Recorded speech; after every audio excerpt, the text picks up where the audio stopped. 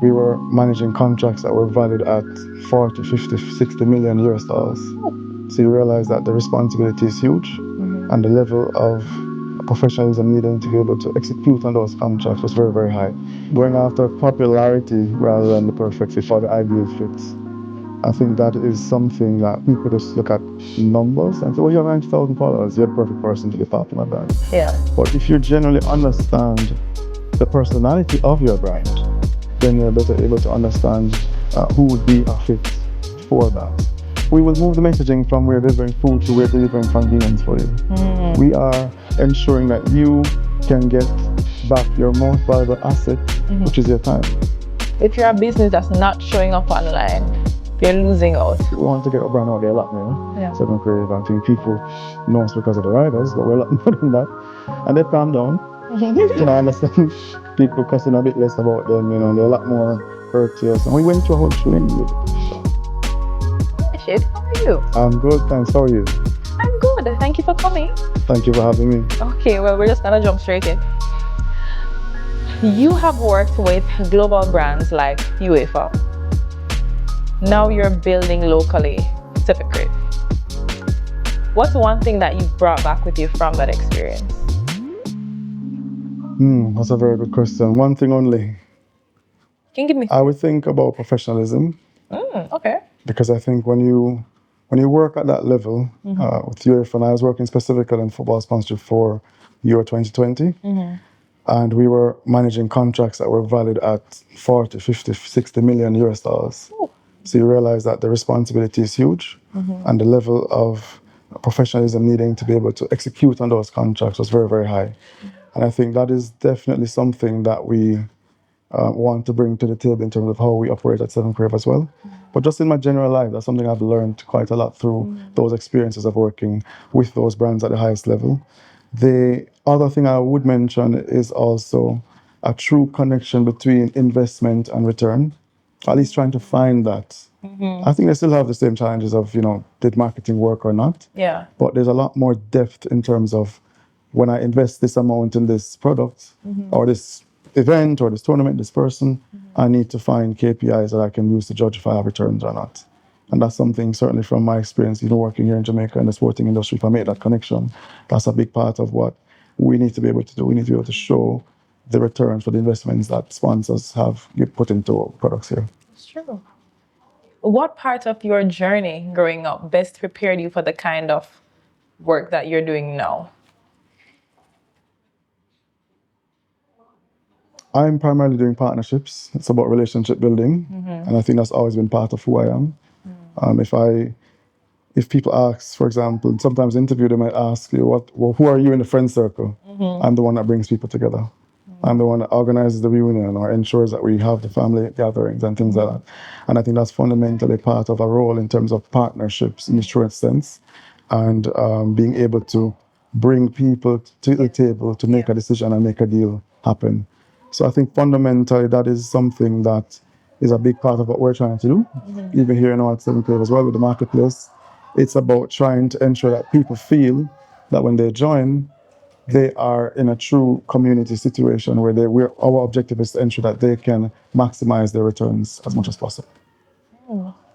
What's something that you had to unlearn when shifting from local to international organizations and vice versa?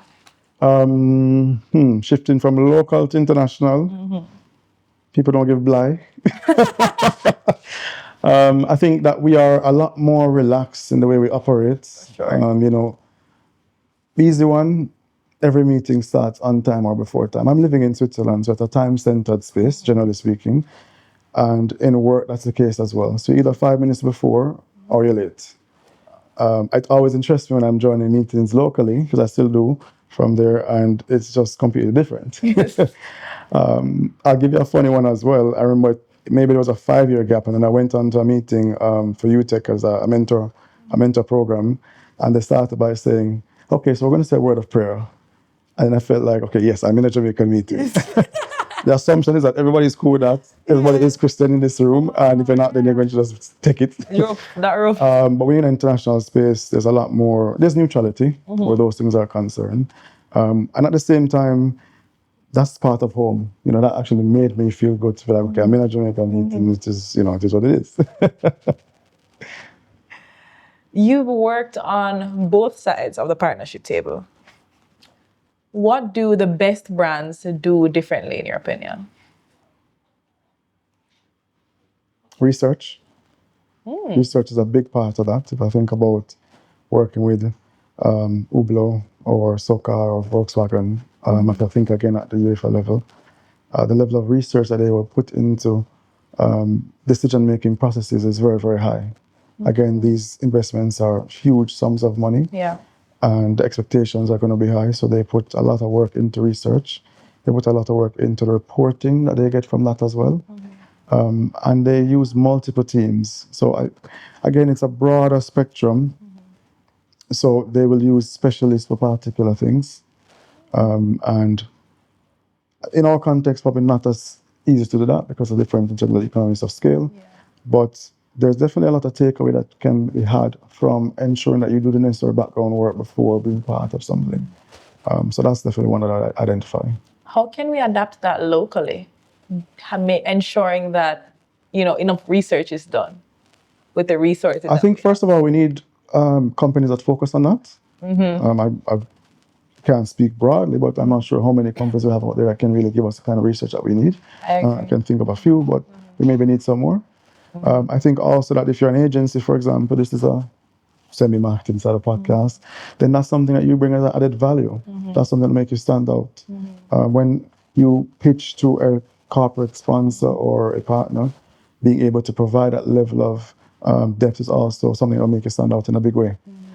So whether it's locally or international, because now we're global, you know, there's tools that we can access, there's things that we can do to ensure that we are able to accurately measure social engagement and things like that. But I think that's a big part of it. And the underground research is an area that definitely agencies can probably try to tap into to be socialized at that as well. What is one mistake that you see people doing or brands when they're trying to collab?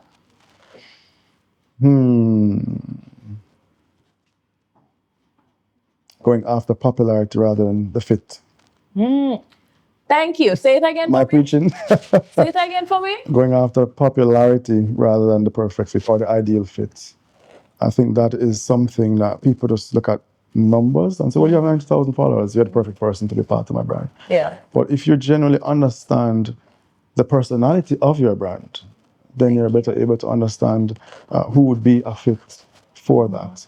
And as you know, and your team, you may partner with someone who has way more reach in terms of followers, and you may even get less value from that than partnering somebody who's a better fit and there's actually a higher level of engagement and understanding of that. So for me, I would say that's definitely something that I see happening all the time.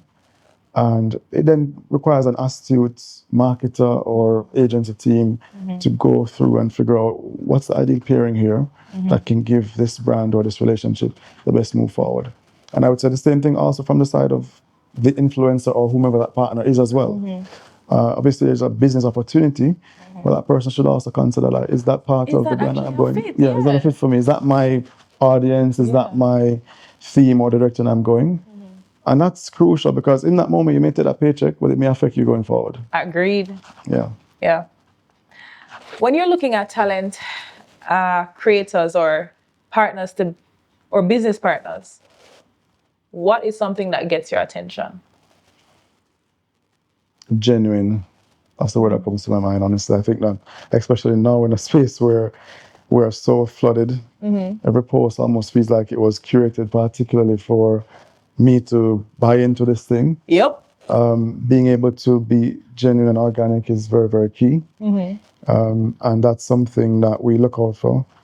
So if I think about now that we're doing the work with Seven Crave on this marketplace that we're launching, we are genuinely interested in partners who are either naturally supporting local entrepreneurship, For sure. or they have a natural interest in things that will be on the platform, like fashion or home and garden and things like that.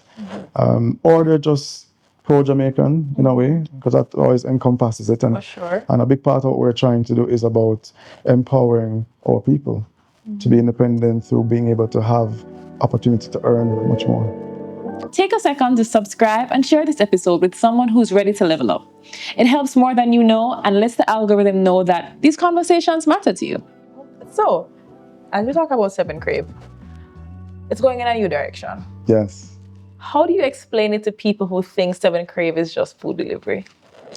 I understand that they would think that no. That's understand. And it's funny because we actually have a grocery section as well, the Seven Crave Mart. So persons can actually order their groceries in Kingston and have that delivered to them within 3 hours. So we already are beyond just food in the sense of food to eat right now. And that's something that we're going to be talking a lot more as well when we relaunch the mart in a couple of weeks. But how we will show that, I think we will move the messaging from we're delivering food to we're delivering convenience for you. We are ensuring that you can get back your most valuable asset, which is your time. Definitely. So the time that you would take to go and purchase a particular item somewhere, or to go to buy food, or to buy your groceries, can be used perhaps to spend time with your kids, to go to the gym, to do some research, or something that you're passionate about. And that's the most valuable asset that someone can have. So we're allowing you to get more freedom, and that's really what we're going to try to send that message. And we're going to do that in a way that is going to be reliable and convenient and a great experience as well.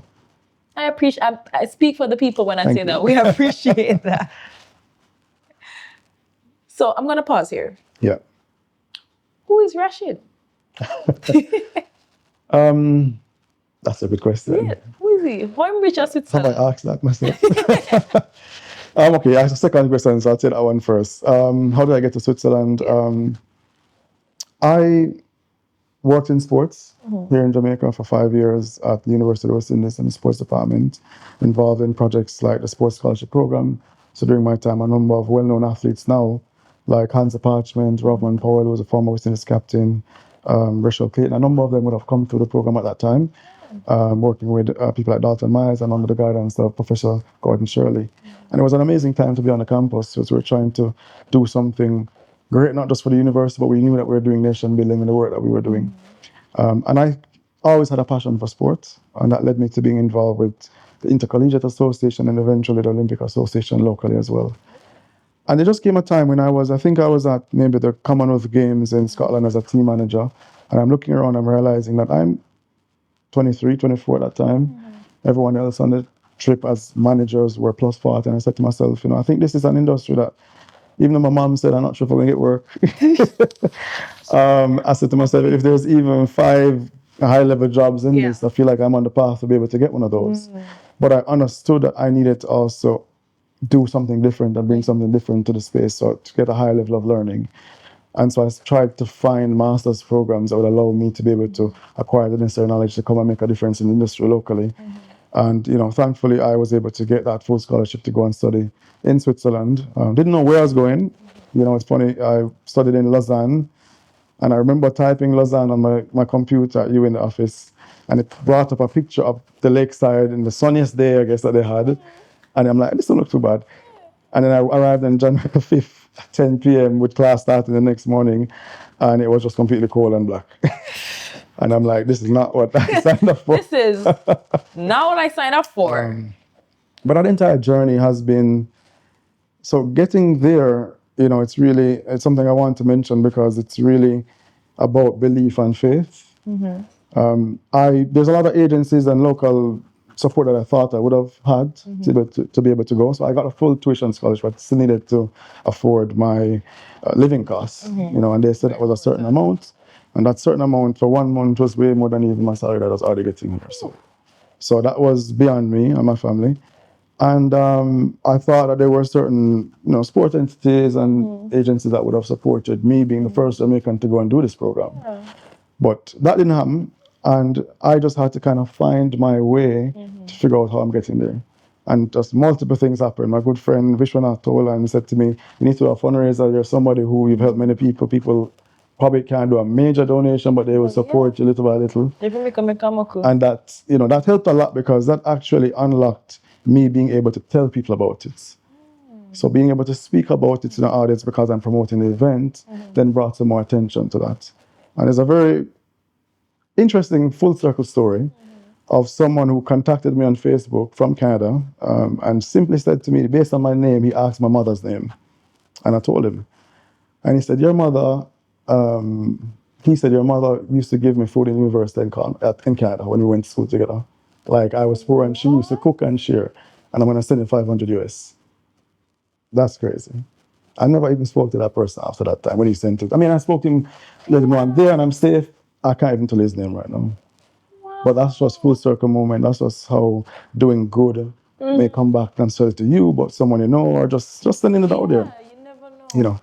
And when I left, I knew my way for about 5 months for the program. The program was at least a year, and I still left because I just said to myself, once you start, you have to finish. Some way, somehow. I mean, I grew up in a way that I knew that if I needed to jam on a couch or just eat, well, they don't have parties, but pasta every day, I would do it. Pasta. Is that the norm? Eat Food pasta. rice like rice here, so that's the basic starch. It sounds kind of bougie, but Like pasta. when I'm in Jamaica, I don't want any pasta. I've been eating that day in, day out. But that's the mentality to be able to take that leap. And that's changed a lot in my life, to know that you can go out and step out in a way without knowing your full journey and still be confident to do that. Makes me feel like I'll attempt anything because I've been through that already. There were lots of rough times. You're in a space where you don't really speak local language, you don't know anybody, etc. I'm a very social person. Like when I left, I was, I had a big group of friends, etc. Literally on your own. And some people showed up in many ways, but still there's that, there's definitely some struggling moments. But you go in knowing that you can overcome that. So that's how I got there. Nice. What's one major decision that you think opened the door for all this to happen? Volunteering. Volunteering. If I think back on the journey and what started all this, volunteerism has always been part of my life. I was in Kiwanis for a long time at high school, so Key Club, Circle K at UE, just giving of myself and self-service. And there came a moment where I decided to shift from, I did Kiwanis for a long time, I ran for a position, I didn't get it. And I said, no, let me do something else. And I approached the US Sports Department and said, actually, Miss Grace Jackson was the director. We did a class, Professor Hilary Hicklin, team building and management, I think, final year UA. And she was the guest speaker. And just talking about sports on campus. And I'm saying to her, I'm a computing student. I didn't get a chance to live on Hall because I was a guardian parent for a while. And we're not included. Like computers don't know what's happening. We don't know when sports day is and all that. So I kind of hit her with some questions. And eventually she said, well, it sounds like you want to come and work with me, so why don't you come? I don't think she think I was going to take it serious, but then I literally showed up on Monday. I'm like, I'm here. I'm here, right? And she's like, I can't pay you. I'm like, I'm here to help. Like, I just said there's challenges. I'm willing to be part of it. And so I volunteered in the sports department for a while and eventually got a student job. I left to the job that I had there for 5 years. So I sometimes say this a lot to persons that you have to be willing. When I started all this, I was just doing it from the kindness of my heart. I didn't know it would lead to this. This was not an objective to be able to get the opportunity to travel with national teams and all that. It was just about me trying to play my part in moving something forward genuinely. And I think that's always the best way. I agree. So if someone wants to build a career that gets them seen, where should they start? A career that gets them seen? Noticed. So a brand would see and say, yeah, man, I want that girl, I want that guy. Just in your experience. I might be biased. I mean, I would say sports. But I'll tell you why I say that. And history can show that even you get, if you're highly involved in sports at an administrative level, you get a lot of media coverage. If you think about it, our sports administrators are in the papers. If they're doing something, they're in the papers regularly, as compared to someone else who might even be a vice president at a bank. So if the objective is to be seen, which I guess is, one could ask why, but if that's the objective, that's the area I would say. Otherwise, I guess if you have some talent and you want to be an artist or something. But you know what? We're in an age where you can promote your own self, and you can let your work speak for you. That's something that I'm always big on. I've always, people said to me, oh, you need to get a PR person. So maybe at some point, but the work has always led the way for me, and the level of work that I put in and the seriousness that with which I take it, and it always speaks for itself. So I think if we think about being seen and also trying to create a certain profile and image, you need to remember that every experience that someone has with you is the impression they will have of you. So if I see a CV, or if I'm told about you as a potential person I work with, when someone takes out that phone and tries to call someone they think might know you, what will that person say? Even if it's not your friend or that kind of thing, what's the impression that they will pass on? And so that's a big thing. So I think you're seen every day, and you need to value everyone from top to bottom in the same way. My dad always says, you know, your reputation is everything. Completely. Protect it with your life. Completely. And it's part of who you are. And, you know, so I think it's important to, and that last piece I said about top to bottom for me is very, very key. I think I respect everybody, regardless of where you are in the chain. I used to walk into the stadium, and the vendors would be calling to me all the time, the soup vendors down the line. And sometimes I'm with somebody and they're like, how these people know you? I'm like, those are my people who do my events at UA.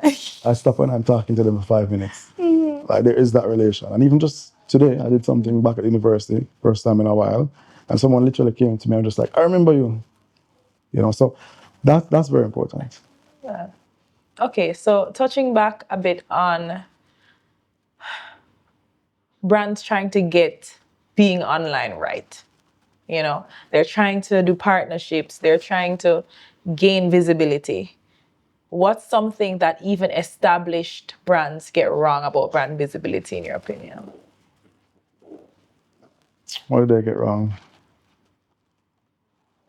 Just posting it isn't enough. Say it again. Just posting it isn't enough. You know, I think people sometimes think that once you put it out there, then you've done the work. Yeah, that's it. There's a lot of things that come behind that, from what are you putting, why are you putting, where are you putting, and then how do you promote that? How do you ensure that it's seen? There's a whole, I think, and I'm hoping that that's changed. It probably has. But, you know, when social media kind of came up, people just thought anybody could do it. Yep. It wasn't much work. You know, you put it out there, and people just like it and stuff. And I think we've come to a point where we realize that, first of all, it is fundamental to be part of business. If you're not online, you're definitely losing out. For sure. And you, maybe if you want to take the time to learn it yourself, you can do it yourself, but you're probably much better off finding some help. I agree. You know, and being able to get some support. I think some companies perhaps think they don't have the budget. But I'm hoping that agencies out there are willing to, you know, adapt to people's ability to what they can do. Because I think a lot of small companies that maybe don't have the big bucks, but still could take some help, and probably can still bring some value to agencies and marketing companies that can help them as well. So for me, that is a key part of it also. Take a second to subscribe and share this episode with someone who's ready to level up. It helps more than you know, and lets the algorithm know that these conversations matter to you. So, as you just said, if you're a business that's not showing up online, you're losing out. What exactly does that look like? Well, let's just take the current young person. For sure. I had a conversation with my brother recently. He's a person who doesn't really go on the road that much, works from home, doing well for himself, and he orders things. You know, whether that's online, we're using the marketplace now, we open it, but if you don't have an online person, I don't think he's buying from me. He's not going into the store. He's not going into the traffic. He's anti-traffic. He's not going to go there to go figure it out and try on this and stuff like that. And I think he just represents the next generation of purchaser. There are many times, I live overseas, there are many times I want to buy things for my family, or for a friend or whatever, and I have to do that online. I'm not here all the time. And so if you don't have a presence online for me to people, and the big part of it also is to be able to do the transaction online. And that's one of the things that we're trying to solve with the marketplace, because you will be able to do the A to Z. It's pretty much Jamaica's version of Amazon, if I may say that. Yeah. So if you're a small business, if you're a medium business, if you have a store right now, even if you have a website, if you don't have the e-commerce platform, then you're still missing something. We can just go through you. You can just open your storefront on the platform that will be launched. You upload items that you have for sale, and the complete process is done. And what that does is ensure that you don't miss a customer. So you still have people coming in store, because there's some people who like that experience. There's some people who will still contact you on Instagram, and you may still they're willing to do the bank transfer and give you the details if people still want that. But it's just, you want to ensure that you're in a space where someone like, let me use myself then, who wants to purchase a gift for my mom, Exactly. and I would like that to go directly to her and deliver to her.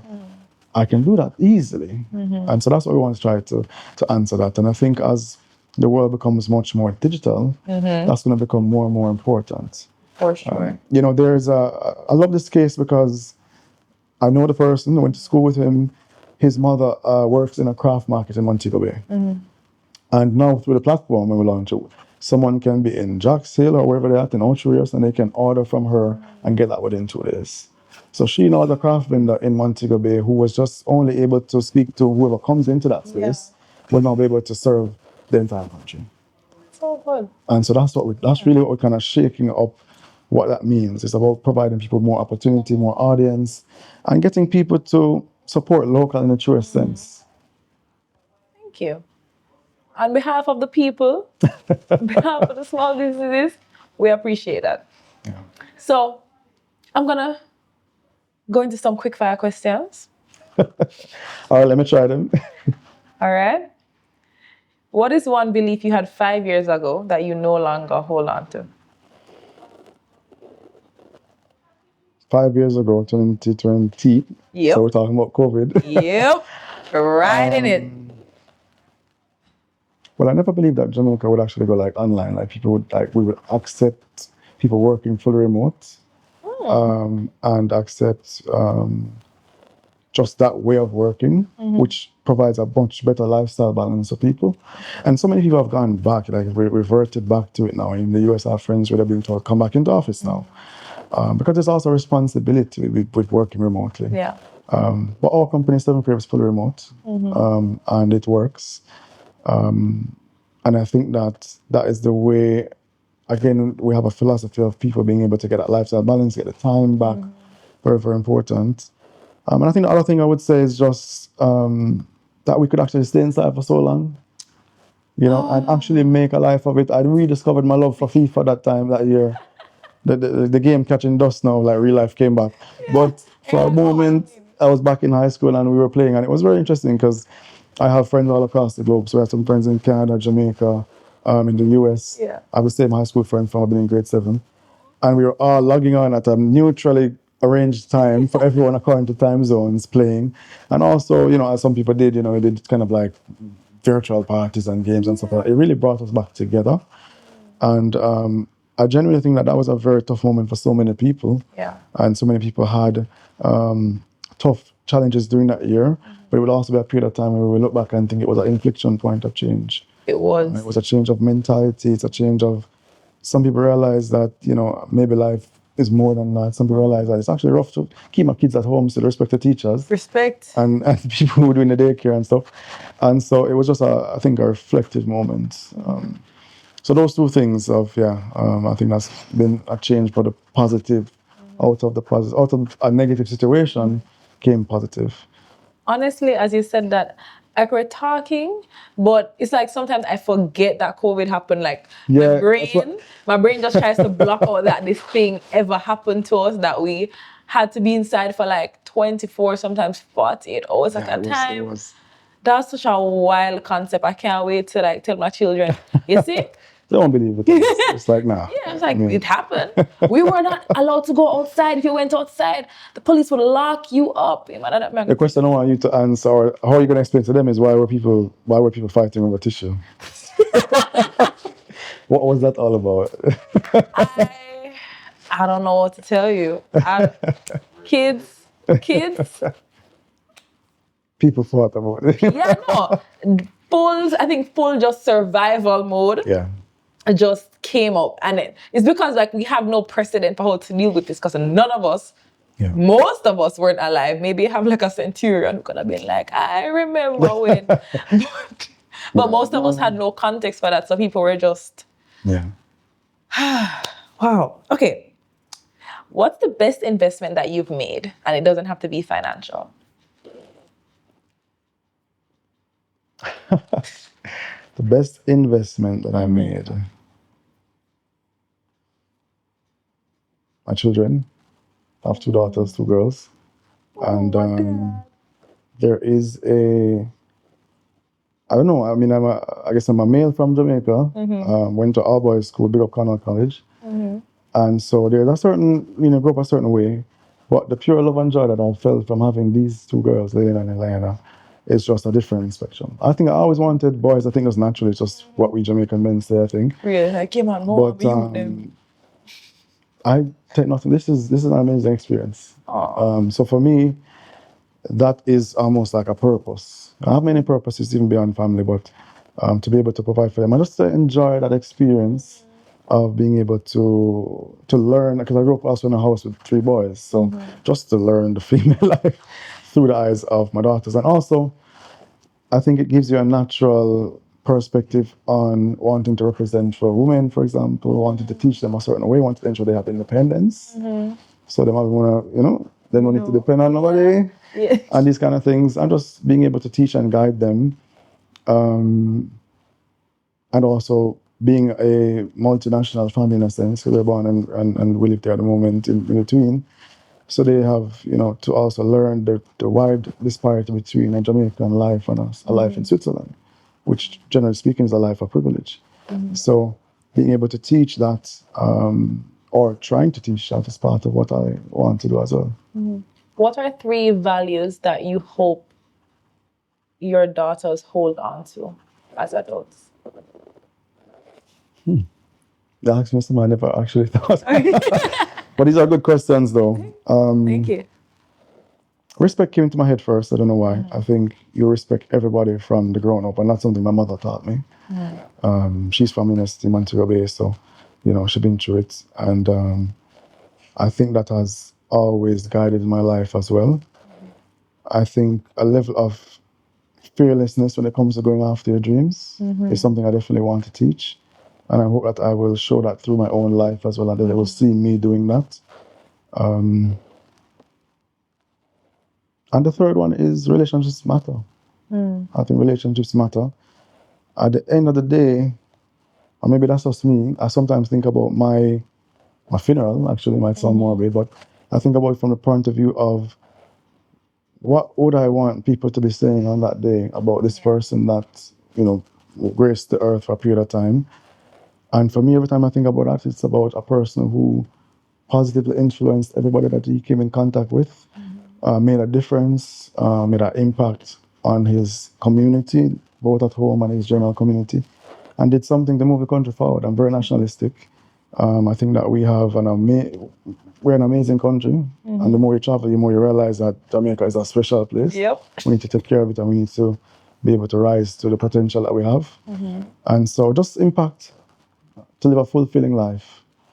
And so I would love for them to also, if they choose, because they're their own person, so I can't force anything, but to also have that perspective of ensuring that your life matters. You contribute in whichever way.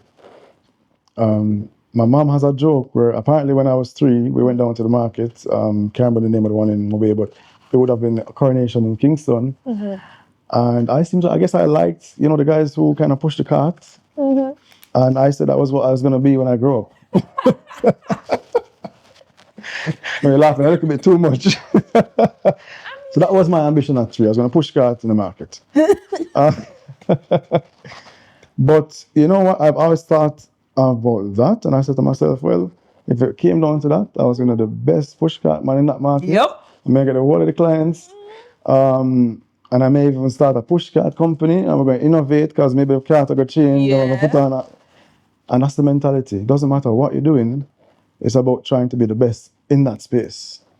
And I want to tell you, maybe I'd make some more money too doing that. I mean, who's to tell? There might be a niche there, like there might people be want safe push cart people who want them know for sure they get them stuff, safe, and maybe I should think about that.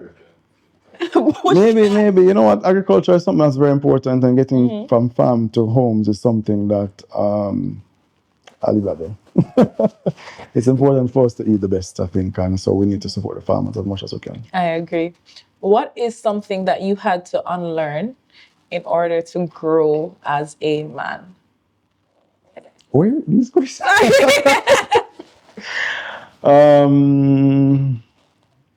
Wow. As a male, I would say this one because I know some people will understanding male privilege and accepting that and actually acknowledging that that's a real thing. From as simple as being able to walk on the road and not necessarily be as concerned. That's real. That's just, we never just, I mean, of course, there were times of concern, but generally speaking, we're good, you know? We don't think about, is there somebody kind of, you know? Understanding that still in today's world, that's a benefit. People consider certain roles better suited for a male, things like that. And maybe this comes back to you know, maturing over time, having a family, kids, etc. But I believe a lot in diversity. So my team right now, you know, has a wide diverse. There are many different people of different orientations and different genders in the team, and we're big on that. You know, I think that is something that which the word that matters, and so we that's something that I hopefully try to show in the way I live as well.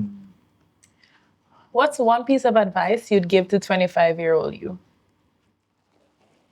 What age did I leave initially? So 25, I was still here for UE.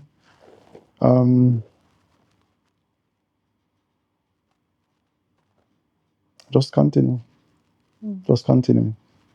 I think that was one of the happiest times of my life. I was working in a job that didn't feel like work. I had national impact in terms of helping some of our greatest talents to unearth that talent.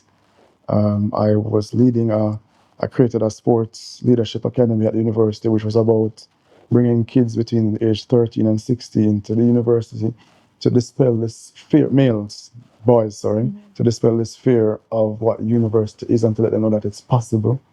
So, you know, working on some things that really, I think, meant something. And 25 would have been maybe a year before I left. So just continue and, you know, believe in yourself and always chase the dreams. Something just came to me about not losing who you are.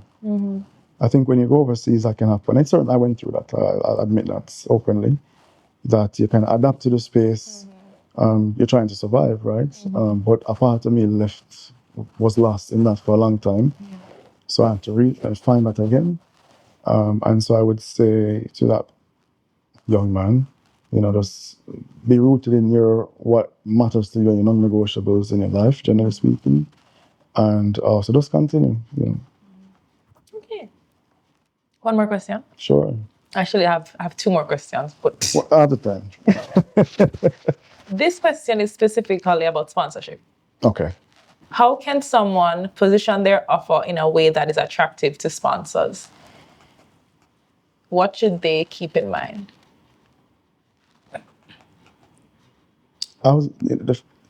First of all, the objective of the sponsor. And more, that is being literally changed to the word sales. You have some big companies which still, not every sponsorship is linked back to sales because they want to have that presence and their sales team is different. And you have some new companies that they need to get, like us, no, we want to get our brand out there a lot more. Seven Creative, I think people know us because of the riders, but we're a lot more than that. And they've calmed down. You know, I understand people cussing a bit less about them, you know, and they're a lot more courteous. And we went through a whole training with them and stuff. But they don't want the food fast, you know, so it's a catch-22. But so some companies are still interested in image, but the big thing now is how does the sponsorship connect back to sales for that brand? And yes, the brand also needs to do their work in that area and understand that there's a certain level of investment that needed to do that. But I think if you want to stand out, if you can already put forward for them or support them or provide suggestions on how they can benefit on a sales point of view from this relationship, this partnership, I love the word partnership rather than sponsorship because we are working together. Yes, you're investing in my event or product But it is a partnership. It's a partnership because I also need to give back to you. Correct. And I need to try my best to help you to achieve what you're trying to achieve.